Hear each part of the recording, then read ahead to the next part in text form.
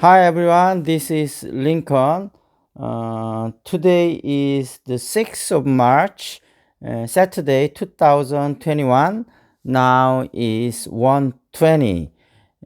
This time I want to talk about the neighbor에 대해서 말씀드리도록 하겠습니다. 지금 막 이제 어머니 아버님 모시고 좀 점심을 막 먹고 왔는데요. 원래 지금 저희가 그 뭐죠?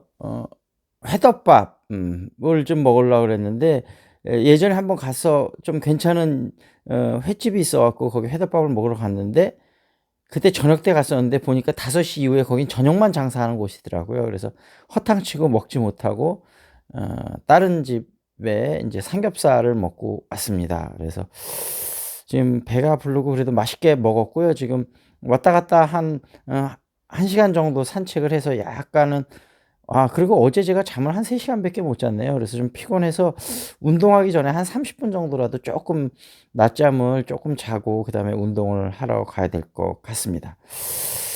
그 네이버 한 이틀 전인가 인제 한번 얘기하면서 그 라인하고 일본의 야후 재팬하고 인제 합병한다는 얘기를 드렸잖아요. 그러면서 그때 인제 핀테크가 앞으로 엄청난 성장 가능성이 될 거라고 말씀을 드렸고 지금 인제 일본에서는 카드를 별로 안 쓰는데 일본 시장을 본격 공략을 할 거고 그다음에 이제 라인이 인제 동남아에도 많이 퍼져 있으니까 동남아에도 공략을 할 거고 그다음에 미국 시장에 인제 상장을 이 G홀딩스라고 그러는데 인제 가칭 이름이 그래서 인제 상장을 할 걸로 예상이 되는데 2023 년까지 21조 정도 매출을 하려고 한다고 그러니까 아마 제가 할 땐 미국하고 유럽 시장도 본격적으로 공략을 하지 않을까. 그래서 사실은 네이버가 뭐 그때도 한번 말씀드렸지 지금 구글이나 아마존 같은 회사하고 경쟁할 수 있을까? 사실 쉽지 않은 일이죠. 근데 야후 재팬하고 협력을 하면서 그래도 일단 그래도 쉽지는 않겠지만 이렇게 한번 파이트 할 수 있는 기틀은 마련이 됐다. 그래서 어쨌든 네이버 주가가 크게 앞으로 네이버라는 기업 자체가 밸류를 다시 한번 평가를 받을 것 같고요. 그다음에 인제 아까 말씀드렸던 그 핀테크가 어마어마한 시장이고 그거 말고 스마트 스토어에도 굉장히 긍정적인 영향을 미칠 걸로 예상이 되거든요. 스마트 스토어도 아마 이 G홀딩스가 굉장히 잘할 거다 이렇게 예상이 돼서 네이버 올해 예상 전망치는 매출은 6조 5,957억 그다음에 영업이익은 1조 5,462억으로 예상이 돼서 2020년에 비해서 매출은 24.4% 이익은 27.2%가 나올 것으로 예상이 되고 있는데 이거보다 더 클 수도 있을 것 같다는 생각입니다. 그리고 지금 인제 네이버에서는 그 인제 영어로 번역을 할 때 파파고를 이제 하고 있는데 이거랑 같이 플리토라는 인제 그 번역하는 회사가 있는가 봐요. 그래서 그 회사와 같이 협력을 해서 이 플리터는 데이터 수집 그다음에 번역 관리 기술 이런 거가 되게 뛰어난가 봐요. 그리고 인제 파파고가 뛰어난 언어 인공지능을 합해서 번역의 품질을 한 단계 더 업그레이드 시키려고 한다. 요런 기사가 나왔어요. 그래서 지금 우리가 어찌 됐든 영어 공부를 지금 이제 위라고 어제 계획을 세웠고 아마 파파고도 종종 저희가 활용을 할 것 같거든요. 그래서 어찌 됐든 네이버가 이렇게 다양한 분야에서 노력을 많이 하고 있고 올해 어찌 됐든 어느 시점이 될지 모르겠지만 기업에 대한 가치에 대한 재평가가 있지 않을까 하고 지금 그 일본의 라인하고 일본에서 라인과 그 야후 재팬이 합병했다는 소식이 전해지면서 일제 애널리스트들이 일단은 1차 목표가로 네이버 주가를 30% 정도 상향한 상태로 잡고 있으니까 앞으로 네이버 주가는 상당히 더 가지 않을까. 근데 요즘 전반적으로 미국 국채 금리 인상에 의해서 사실 중국은 하반기쯤 인상을 할 수도 있다고 예상이 되는데 시장의 시그널이 좀 잘못 나와 갖고 중국에서 금리를 올리는 거 아니냐 이런 우려와 의심이 있어 갖고 금요일 날 주가가 좀 많이 떨어졌었는데 다음 주에는 또 고런 부분은 반등하지 않을까. 왜냐하면 중국이 상반기에 금리를 올릴 가능성은 거의 없다고 생각이 되기 때문에요. 그렇고요. 요 관계 중심 전도 요거에 대해서 조금 한번 살펴보도록 하겠습니다. 이번에 이제 짐이라는 학생인데요. 이제 그 얘기가 나왔었잖아요. 이제 아버님이 트럭을 모는데 그 사업을 잊지 않고 이제 목사든 전도사든 되려고 했을 때 가족들하고 이제 멀어졌다 그랬죠. 그래서 이제 짐이라는 학생이 이제 여기 목사님을 상담으로 왔을 때 이제 목사님이 해준 얘기죠. 짐. 정말 하나님과 바른 관계를 가진 사람이 부모님과의 관계에 금이 간 채 살 수 있다고 생각해요. 짐은 부모님의 필요를 채워드려야 해요. 부모님을 사랑해야 합니다. 이게 짐이 예 맞는 말씀입니다. 하지만 어떻게 해야 할지 모르겠습니다. 먼저 마음에 있는 쓴뿌리를 해결하세요. 그리고 부모님을 위해 중보하세요. 깨어진 관계를 바로잡아야 합니다. 야, 그런데 이게 참 가족 간의 관계에서도 쉽지 않은 부분이 있습니다. 왜냐하면 대부분 배우자들도 보면 이 배우자 간에 어떤 문제가 있고 틀어졌을 때 본인 자신의 문제보다는 상대편의 문제가 있다고 생각을 하거든요. 그 상대편의 문제가 있다고 생각을 하는데 어떻게 본인 태도를 먼저 바로잡을 수가 없잖아요. 근데 이제 하느님이 예수님이 가르쳐 주는 건 뭐냐면 다른 사람은 어쨌든 다른 사람의 생각이나 태도는 내가 할 수 없는 영역이잖아요. 그거는 일단 신경 쓰지 말라는 그건 그 사람한테 맡겨 놓고 나는 내가 할 수 있는 걸 하라는 거죠. 그래서 우리가 내가 지금 부족한 점은 무엇이고 내가 사랑을 실천해야 될 부분은 무엇인지 배우자가 나한테 하는 거는 생각하지 마시고요. 그거는 그 사람의 몫입니다.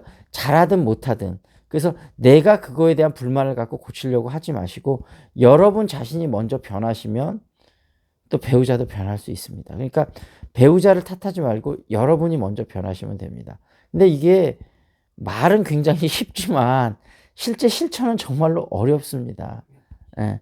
그래서 이게 바로 어렵다는 것이죠. 근데 여러분이 한번 저는 그래도 한번 가족 간에 저도 인제 말씀을 드렸잖아요. 가족 관계에서 그렇게 힘든 사람이 있다고요. 힘든 사람이 있으면 그 사람을 원망하거나 탓할 생각은 하지 마시고 본인이 먼저 변하고 열심히 노력을 다하고 그 사람에 대한 기도도 하고 그 사람에 대한 최선을 다한다면 언젠가 그 사람도 알아줄 날이 있을 거라고 생각을 합니다. 그래서 그 관계가 틀어진 게 본인 잘못 때문이든 그 사람 잘못 때문이든 아니면 양쪽이 대부분 퍼센테이지의 문제지 양쪽이 서로 잘못은 있겠죠. 근데 그 양쪽의 잘못 중에 누구 잘못이 더 큰가 이런 걸 따지는 게 중요한 게 아니고 여러분이 먼저 최선을 다하면서 그 사람한테 진심을 다할 때 그런 진심이 통할 수 있다고 생각을 합니다. 그래서 어찌 됐든 가까운 가족 간의 관계에 있어서는 여러분이 먼저 최선을 다하도록 그렇게 좀 부탁을 드리겠습니다.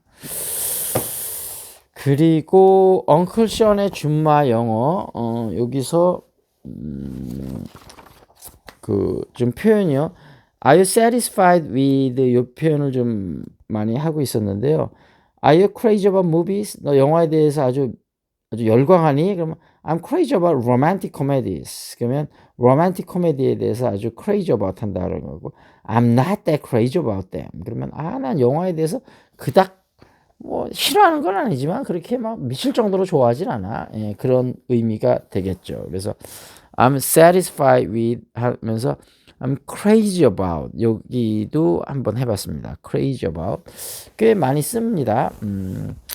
그리고 이제 말씀드렸다시피 이제 월요일 날 이제 윌이 와서 우리 이제 다시 여기 그 유튜브 스튜디오 좀 청소도 하면서 그다음에